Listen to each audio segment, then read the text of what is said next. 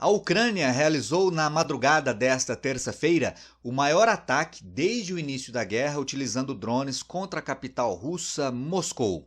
Essa é mais uma tentativa do governo de Volodymyr Zelensky de mostrar aos aliados ocidentais fragilidades no sistema de defesa aérea russa e, por consequência, convencê-los a permitir que os ucranianos utilizem mísseis de longo alcance contra alvos no interior do território inimigo. Se você quiser ficar por dentro deste e de outros temas das atualidades, geopolítica ou geografia, já sabe, me acompanha aqui no canal. Faça sua inscrição, deixa o like nesse vídeo e vem comigo. Minha gente, olha só, manchete desta terça-feira, 10 de setembro. Maior ataque contra Moscou faz primeira morte, algo inédito, hein? E fecha aeroportos. Aqui no mapa, só para você ter noção da distância da capital russa até a fronteira mais próxima da Ucrânia, são 400 quilômetros. Para as dimensões imensas da Rússia, 400 quilômetros não é nada, né? Mas também não chega a ser algo irrelevante a ponto de colocar a capital, Moscou, em uma situação de muita fragilidade. Ou seja, é uma distância que, em tese, permite aos russos se protegerem contra esses ataques feitos aí pelos ucranianos. Eu digo em tese porque, na prática, a Rússia não tem conseguido se defender tão bem assim. Beleza? Mas vamos entender aqui o que aconteceu. Foram empregados nessa ação 20 drones, ou seja, 20 drones contra Moscou. No total foram 144 lançados contra outras 8 regiões da Rússia Ocidental. Foi o segundo maior ataque em volume feito por Kiev. Há 10 dias, quase 160 drones haviam sido lançados contra o território russo. Nesta terça-feira, os 4 aeroportos da cidade precisaram aí ser fechados. Além disso, os ataques causaram também danos significativos em prédios residenciais. A imagem deixa muito claro isso. Beleza. Apartamentos foram incendiados, causando pânico entre moradores. Uma mulher de 46 anos morreu e 3 pessoas ficaram feridas. Então, gente, qual que é o objetivo da Ucrânia promover esses ataques, inclusive contra alvos civis lá na capital Moscou?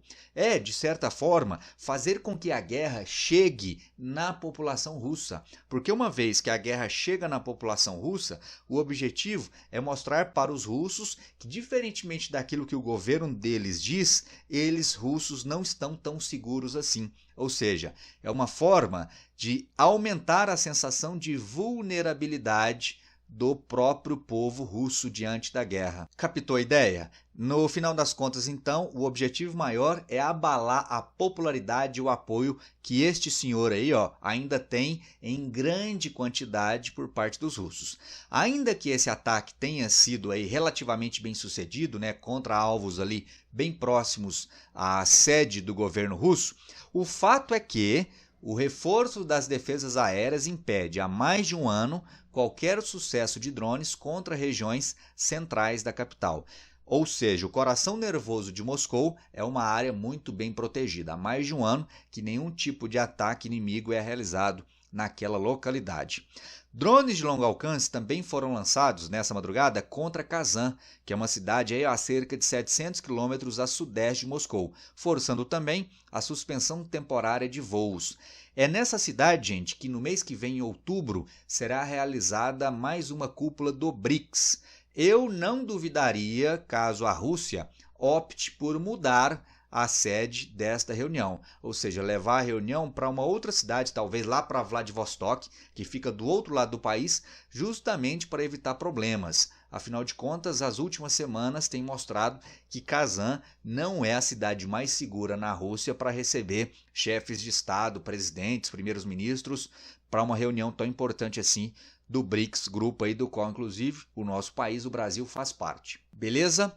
Em relação a esse ataque aí da última madrugada, oficialmente o governo russo se pronunciou por meio de sua porta-voz, a Maria Zakharova, que disse o seguinte: tudo está se desenrolando exatamente como dissemos antes. Quanto mais fraco o regime de Kiev se torna, apesar de receber enorme apoio financeiro e militar, mais ele busca vingança, se envolvendo em atividades terroristas criminosas. Aqui eu chamo a atenção para o termo, que ela utiliza para classificar os ucranianos, como terroristas. Se de um lado os ucranianos classificam os russos assim, os russos fazem a mesma coisa. Ou seja, classificar alguém como bom ou como mal depende muito do lado em que você está. É aquele velho ditado popular, né? Todo ponto de vista é a vista a partir de um ponto. Gostou dessa? Já conhecia? Anota aí para o seu repertório. Beleza? Seguindo. O segundo objetivo, qual seria? Então, o primeiro eu te expliquei já. É abalar a popularidade do Vladimir Putin. O segundo objetivo por parte da Ucrânia é esse aqui, ó. Ao mirar Moscou e outras cidades como Briansk, Belgorod, Volodymyr Zelensky tenta dizer que, se os russos são vulneráveis a pequenos drones, esses que estão sendo lançados, o impacto potencial de mísseis poderia forçá-los a negociar. Na última sexta-feira, eu comentei isso em vídeos anteriores aí, ó. O Zelensky esteve lá na Alemanha e mais uma vez pediu que os países da OTAN, aliados da Ucrânia, aumentem o fornecimento de armas e também permitam que essas armas, mísseis principalmente, possam ser usados diretamente contra o território russo. Os países ocidentais não permitem que essas armas sejam usadas contra a Rússia. O Zelensky quer mostrar que isso seria bom para a Ucrânia. Por quê? O raciocínio é simples, está aí, ó. Se os drones conseguem atingir alvos, imagine então esses mísseis, muito mais velozes e com poder de destruição muito maior. Porém, os países ocidentais seguem não permitindo esse uso, justamente porque eles temem que o uso desses mísseis poderiam fazer a guerra escalar para um nível ainda mais tenso do que já está, levando possivelmente ao emprego de armas muito mais poderosas no conflito. E eu estou falando de armas nucleares. Beleza? Me conta aí mais uma vez, o que você pensa sobre isso? O Ocidente, a OTAN, deveria autorizar o uso dessas armas? Sim ou não? Vamos conversando aí.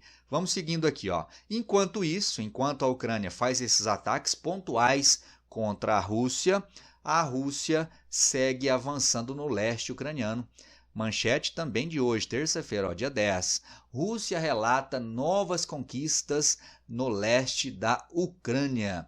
O exército russo conquistou a cidade de Krasnohorovka, que tinha 16 mil residentes antes do início dos combates, disse aí o Ministério da Defesa da Rússia. Então, gente, de novo, hein? O que aconteceu? Desde que a Ucrânia invadiu Kursk há mais ou menos um mês, a Ucrânia acabou deixando mais vulnerável, diminuindo as forças de defesa no leste do país.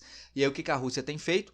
Tem aproveitado para avançar ainda mais no leste ucraniano. É o que diz esse trecho aqui da matéria, ó.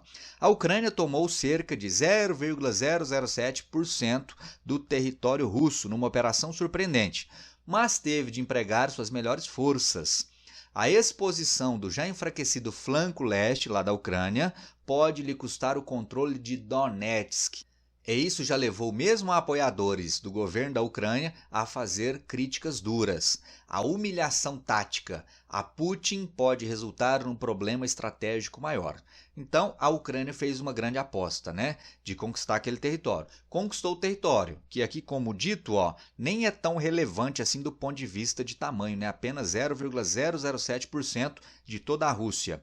Então, se de um lado, ou se por um lado, houve ali naquele momento uma humilhação para Putin, por outro, pode custar muito caro aos ucranianos, perdendo aí boa parte do leste do país, perdendo ainda mais, né, territórios ali no leste.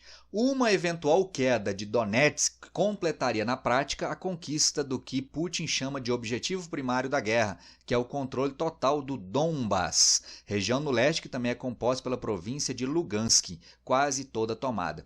Então está aqui a região de Donbas ou Donbás. Há especialistas aí na guerra em si que afirmam que caso Vladimir Putin conquiste em sua totalidade a região de Donbás, ele se daria por satisfeito e aí já estaria mais disposto a negociar o fim da guerra.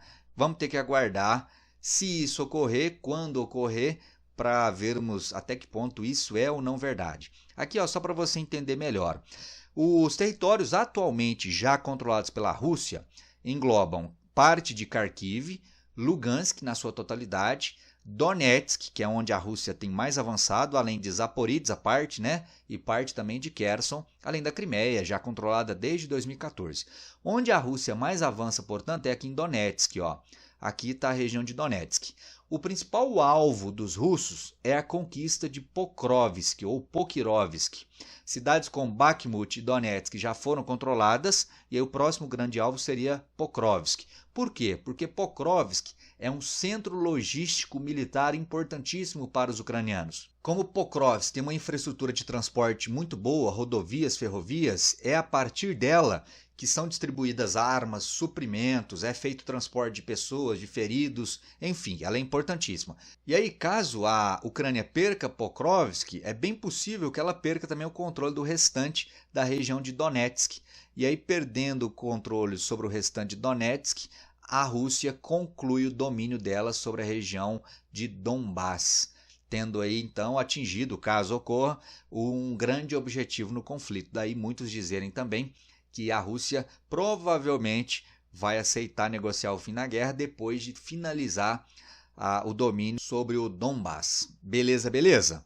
Aqui para finalizar, importante comentar que hoje, terça-feira, será realizado o primeiro debate presidencial envolvendo Donald Trump e a nova candidata democrata Kamala Harris. E aí há uma grande expectativa neste debate, porque é a primeira vez que a Kamala vai participar desse debate, e agora, invertendo um pouco os papéis em relação ao último, quando ainda era o candidato democrata Joe Biden, o idoso da história passa a ser Donald Trump, que tem aí quase 80 anos, e ela muito mais jovem que ele. E aí é notório a grande capacidade que ela tem de argumentar. Então, todos aí estão curiosos para saber como vai ser o desempenho dos dois nesse debate, que pode ser aí determinante para o resultado final das eleições. Eleições nos Estados Unidos que acabam aí interferindo direto e indiretamente praticamente no mundo todo. E o conflito Rússia-Ucrânia não fica fora disso. O governo russo, por exemplo, adoraria que a vitória fosse do Donald Trump, diferentemente